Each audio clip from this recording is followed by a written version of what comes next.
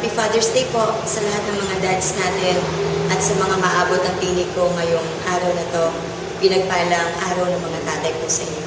Bagamat mga tatay po yung ating topic, tungkol po sa kanila, pero naniniwala ko na magiging pagpapala pa rin po ito sa ating lahat. Sa akin bilang mom, sa mga kabataan, at maging sa mga single men. Yan, mapagpapala pa rin tayo. Pangangailangan ng mga tatay. Iyan po yung ating title, The Father's Needs. Bubuin po natin yung acronym na Father. Ano po? Number 1 po, mag-umpisa na po tayo. Kasi 6 points po ito, medyo mahaba-haba. Ayan, number 1 po, sa letter F, focus. Sabi po na Ephesians 5:23, for the husband is the head of the wife, as Christ is the head of the church. From the word head, ano po, ibig sabihin, bossing ang ating mga tatay. No choice tayo, silang itinalaga ng ating Panginoon. Sila yung leader, sila yung commander. So, ibig sabihin, kapag head, yan po, kailangan po nila ng focus. Hindi po sa minamalit natin ang mga kababaihan, po. Pero dahil araw to ng mga tatay, sila muna ang bida natin, Kakaiba po ang focus ng mga lalaki. Malayo sila sa atin. Ang mga kababaihan ay kilala sa pagiging multitask, yung sa multitasking. Magaling po tayo dyan, kaya natin magluto habang naglalaba at habang nag-aalaga pa ng bata. Pero ang mga tatay, hindi po sila gano'n, po. Pero grabe naman po sila kapag nagbigay ng atensyon sa isang bagay. Kapag ipinagkumpara yung produkto ng mga kalalakihan, especially ng tatay, sa produkto ng nanay, yung binigyan talaga nila ng kumbaga lubusang focus. Iba po ang produkto ng mga ginagawa ng tatay. Po. Kaya sa mga kananayan at mga kabataan din, mga anak, kapag may ginagawa ang tatay, huwag niyong isipin na kapag hindi nila kayo pinapansin, hindi ibig sabihin na ayaw talaga nila kayong pansinin, kundi talagang gusto lang nilang maging focus at kailangan talaga nila yon para makagawa sila ng mabuti at magandang bagay. Number 1 po yun, Number 2, from the word father, yung letter A na po tayo, admiration. Kailangan hinahangaan po natin ang ating mga tatay. Huwag natin hayaan na yung ibang anak ang hahanga sa ating mga tatay, ibang mga misis ang hahanga sa ating mga mister. Sabi po ng kanina, di ba? Ephesians 5:23, yung word na head. Di ba sa social media may tinatawag po ng mga followers? Di ba nga nadidepress, nalulungkot ng sobra kapag konti lang yung follower nila, konti lang yung nag-like, konti lang yung nag-heart, masyado silang malungkot. Alam niyo po ba, hindi lang expressive ang mga tatay natin, ang mga dads natin. Pero kapag hindi napupuri or hindi hinahangaan yung kanilang mga ginagawa, nalulungkot sila. So kabaliktaran nun, kapag naman pinuri natin sila, in-appreciate natin yung kanilang ginawa, ito man ay sa carpentry, ito man ay sa pagluluto, o paglalaba, may mga naglalaba mga dads, kailangan ay pinupuri natin sila at in-appreciate natin yung magandang bagay na ginagawa nila. Hindi lang po sa mga utos, kundi sa mismong example na ginagawa niya, yung yapak niya. Hindi lang tayo magiging follower niya o tagasunod sa mga utos, kundi sa mismong yapak.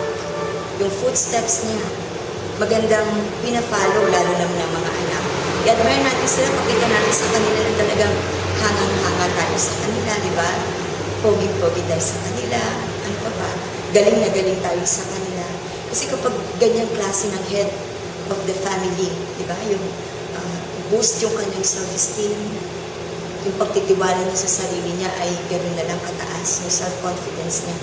Napakaganda ng magiging standing ng family niya. Okay po, so that's number 2, admiration. Number 3 po, yung tinatawag na trust or pagtitiwala. Sabi po ng Ephesians 5:22, wives, submit to your husband as to the Lord. Tinignan ko po yung synonym ng submit o yung ibang salita. So, lumabas po doon. Ito yung naging favorite ko sa mga lumabas ng mga synonyms. Give way. So, kung ito yung desisyon ng nanay, ito yung desisyon ng tatay, mag-give way si nanay para yung desisyon ni tatay ang masusunod. Ano po? Ganun daw po yung trust. Yung puso mo na tiwalang-tiwala sa ganda ng desisyon mo, pero mag-give way ka at isasama mo yung puso doon, pagtitiwalaan mo, especially partner mo, yung asawa mo, at yun ang mas pipiliin mo, pagtitiwalaan mo na mas mainam na desisyon para sa inyong pamilya or sa inyong mag-asawa. Ephesians 5:24, sabi po dito, kasi kanina sa 22, wives, submit to your husband as to the Lord. Magsasubmit ka, bibigay mo yung tiwala mo sa iyong asawa, sa iyong kabiyak, gaya ng pagtitiwala mo sa ating Panginoon. Pagdating ng 24, mabigat din ito kanina, as to the Lord, mabigat po yun. Pero pagdating ng 5:24, sabi diyan, wives, submit to your husband in everything. Narinig na po natin ito. In everything, sa lahat-lahat. So, hindi lang sa mga major decision, pati sa mga minor. Ano po, wag po tayong magsawa na mag-submit, magpasakop, at magtiwala sa kakayanan ng ating mga asawa. Yamang ang Diyos ay nagtiwala sa kanila, di ba? Ginawa silang head of the family. So, sino tayo para hindi magtiwala sa ating mga asawa? Lalo na sa mga anak. Ano po, kung ang asawa, pinagtitiwala siya ng Diyos sa kanyang asawa, lalo na ang mga anak. In everything, mamaya meron din kayo mga kabataan. In everything yan. Akala nyo, mga moms lang hindi po, mamaya.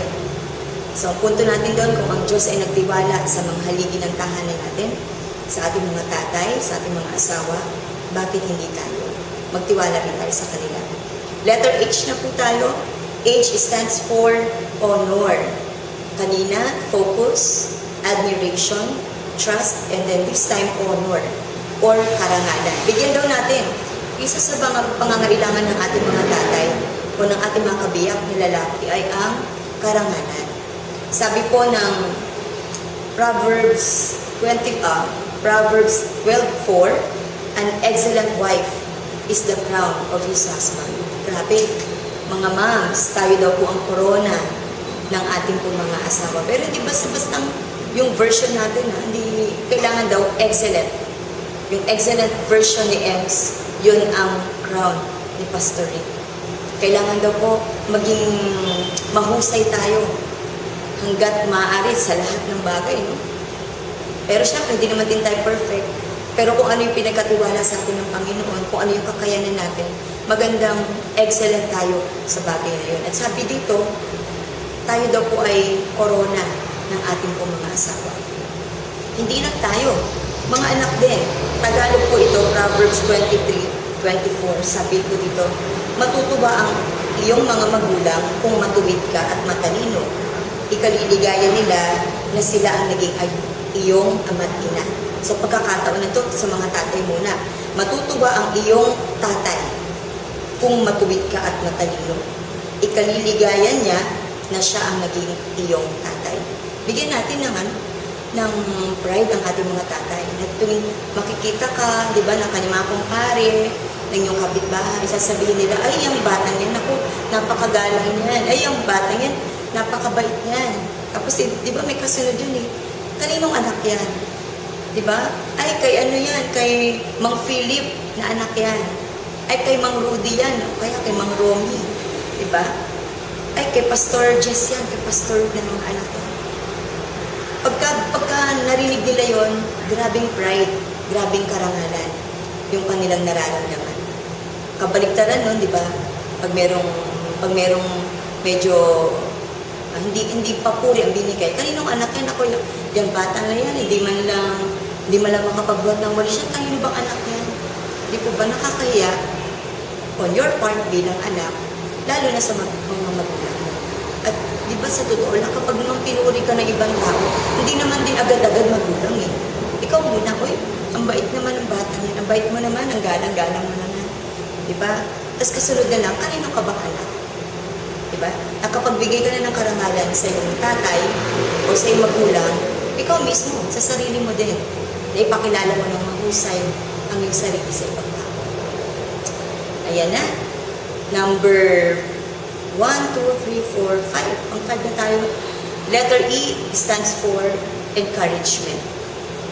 Kaya sabi po ng Genesis 2:18, binanggit po doon yung sabi ng Panginoon, ayan, it is not good for the man to be alone. For the man, meaning kay Adam, kasi wala pa si Eva na po. I will make a helper suitable for him. So tayo daw po ay suitable helper. Tayo ay katuwang. Noong una po, pag binalikan po natin yan, di ba 18, nakita ng Diyos, hindi mainam sa lalaki ang walang kasama. Kaya ano ginawa niya? Gusto kong balikan lang natin ng konti yung Genesis 2:19.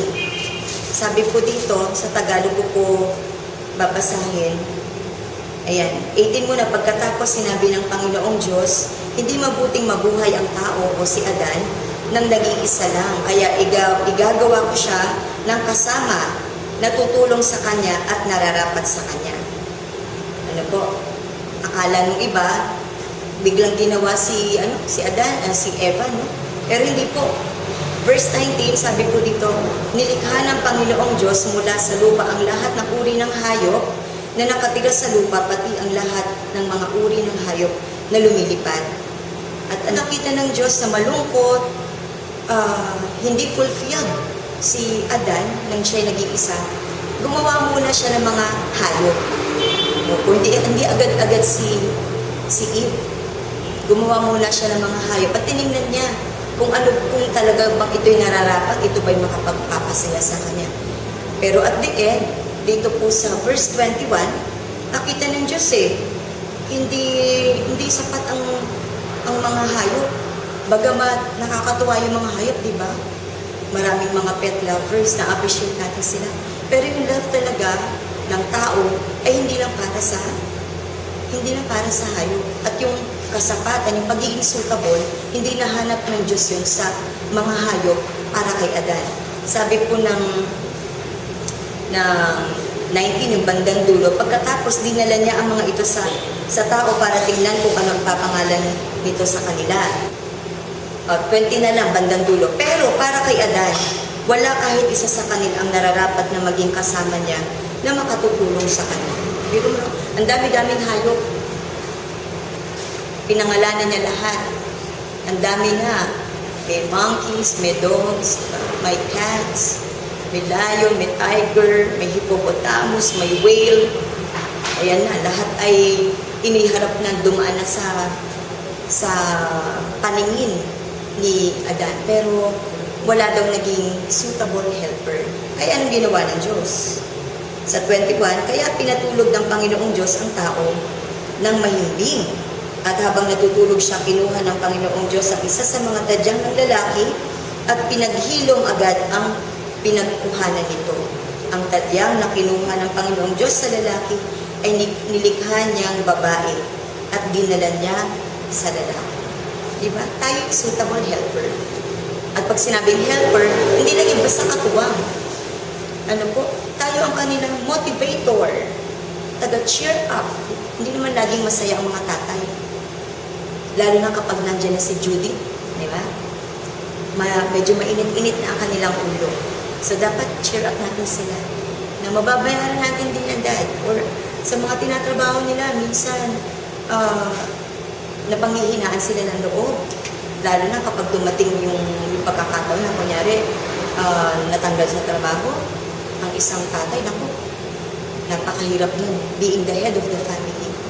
Grabing burden yung kanyang mararanasan, ano?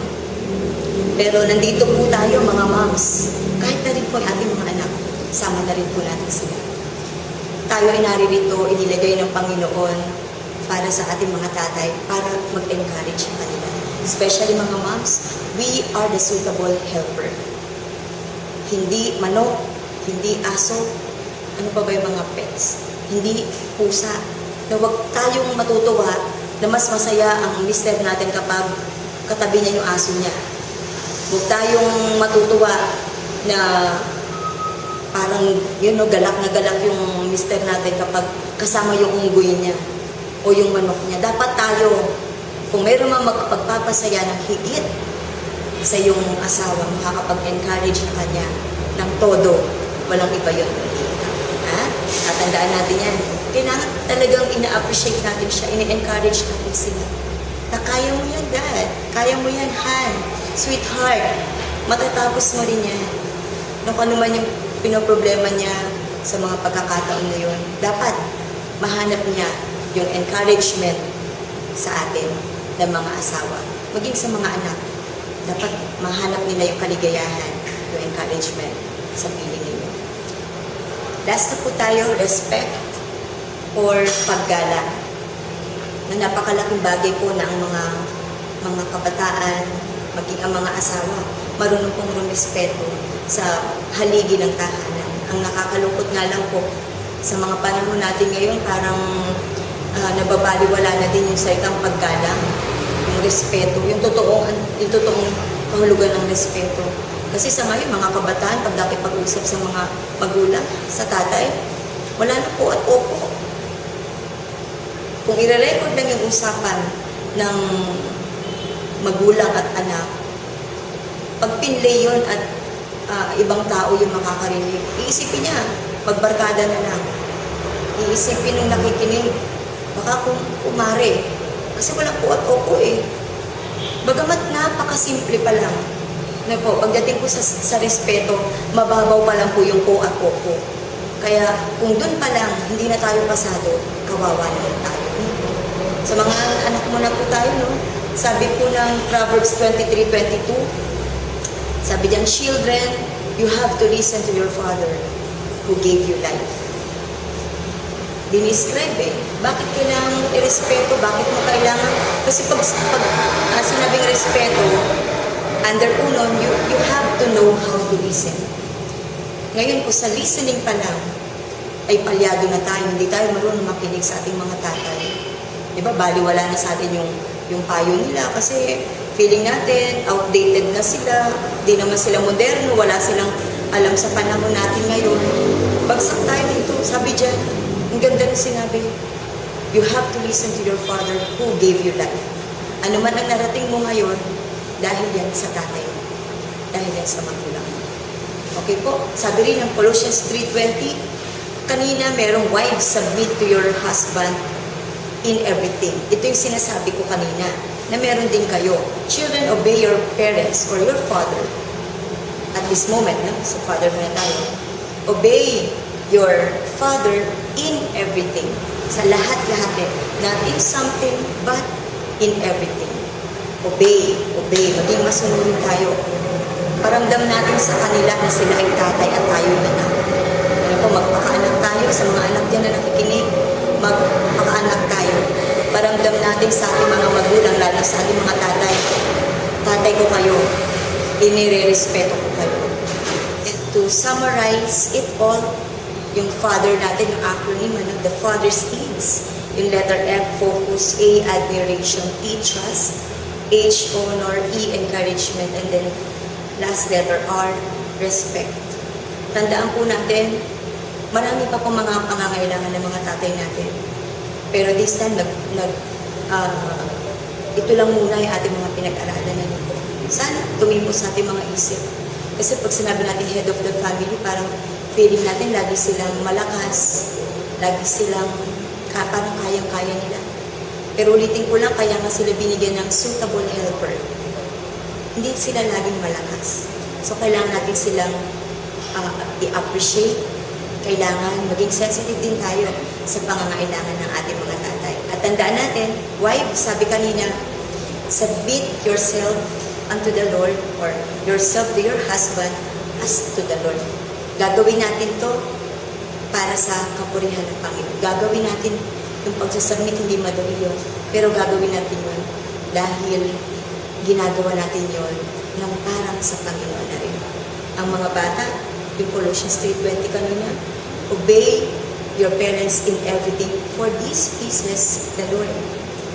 Marami tayong kabataan kung ano-ano ginagawa sa ministry kasi gusto nilang maparangalan, gusto nilang mabless, gusto nilang mapasaya ang Diyos. Huwag ka nang lumayo sa bahay pa lang. Obey your parents in everything. Sabi doon, you will please the Lord. Salamat sa Panginoon sa buhay ng ating mga tatay. Pinupuri natin ang Panginoon sa mga buhay nila. Pero higit sa lahat, hindi natin kakalimutan na kung meron mang pinakadakilang pagmamahal na naibigay sa atin at naparanas sa atin, walang iba yun kundi ang pagmamahal ng dakilang tatay natin sa langit. So, Happy Father's Day din po sa ating Panginoong Diyos sa langit, ang ating Ama. Muli po, magandang gabi at pagpalaan po tayong lahat